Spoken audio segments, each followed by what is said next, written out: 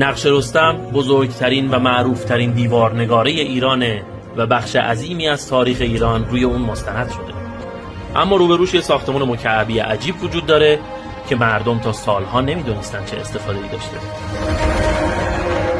کعبه زرتشت تو دوره هخامنشی ساخته شده، ولی هر سلسله‌ای که روی کار اومده یک کتیبه از تاریخ خودش روی اون نوشته.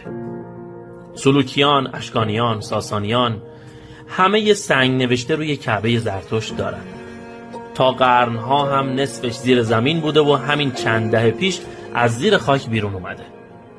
البته این اسم یعنی کعبه زرتشت رو خارجی‌ها روی این بنا گذاشتن. مردم محلی بهش میگفتن کرنای خانه یا نقاره خانه.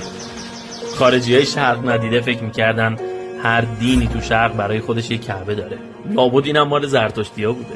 بعد گفتن نه، اینجا آرامگاه موقت بوده.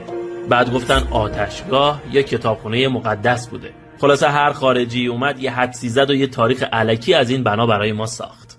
آخر سرم محققای خودمون فهمیدن این بنا یک تقویم تمام سنگی ثابت هست و سازنده های اون به نکات علمی مسلط بودن، مثل جغرافیای نجومی، سال کبیسه، انحراف زمین نسبت به مدار خورشید، تفاوت قطب مغناطیسی با قطب جغرافیایی، مسیر گردش زمین به دور خورشید و خیلی چیزایی دیگه. یعنی تو روزگاری که تو بعضی نقاط جهان هنوز خوندن و نوشتن بلد نبودن، ایرانی‌ها به علوم مختلف معماری تا نجوم آگاهی داشتن.